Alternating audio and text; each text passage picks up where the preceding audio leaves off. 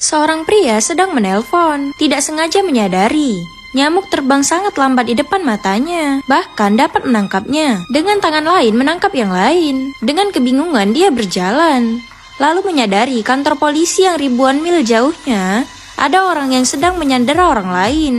Polisi masih tidak percaya dia bisa melihat sejauh itu. Tidak ada waktu untuk menjelaskan. Melihat sandera itu dicekik, pria itu mencabut sebatang bambu dan melemparkannya.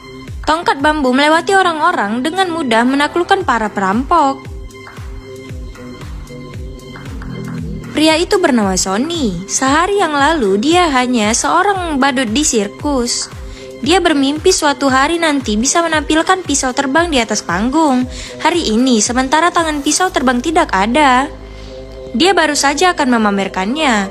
Tiba-tiba ada pisau terbang mengarah dari belakangnya, tepat mengenai apel. Ternyata Charlie, ahli pisau terbang yang datang. Karena menyinggung Charlie, Sonny dipecat bos. Di malam hari dia tidak sengaja mendengar Charlie dan yang lainnya ingin pergi ke gunung untuk menggali emas. Sonny diam-diam mengikuti. Ketika dia tiba secara tidak sengaja terpeleset. Baru saja jatuh di depan Charlie dan yang lainnya. Charlie menjadikan dia berjalan di paling depan. Beberapa orang datang ke sebuah gua. Charlie menemukan sebuah guci. Karena takut berbahaya, biarkan Sonny yang buka. Sonny membukanya. Guci itu penuh dengan emas batangan. Tapi Charlie tidak mau memberikannya. Chang Wei mengedipkan mata pada adiknya. Si adik membawa Sonny ke tempat yang sepi, bersiap membunuhnya diam-diam. Pada saat ini, Charlie dan beberapa yang lainnya sedang membuka toples lainnya. Akibatnya, salah satu sedang memuntahkan gas racun. Semua orang muntah, bahkan Sonny juga sesak nafas. Selama perselisihan, adik Charlie terjatuh. Sonny secara tidak sengaja jatuh ke dalam terowongan. Jatuh ke genangan air dan gas ini.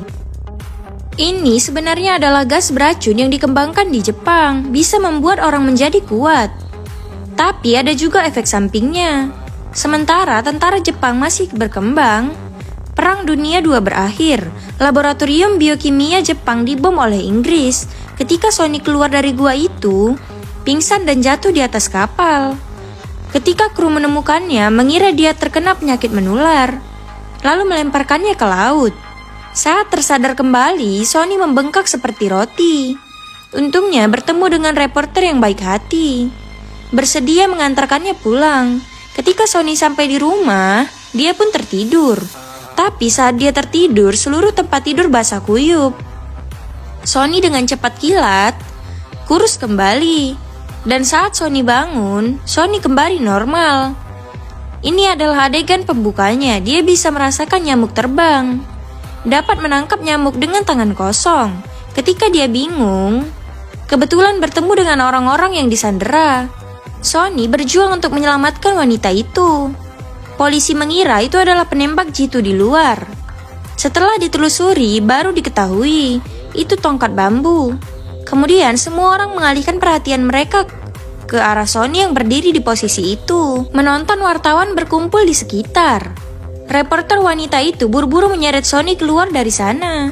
Dia ingin wawancara eksklusif dengan Sonny. Sedangkan Charlie dan yang lain itu juga mulai bermutasi karena gas beracun. Tetap di snack video ya.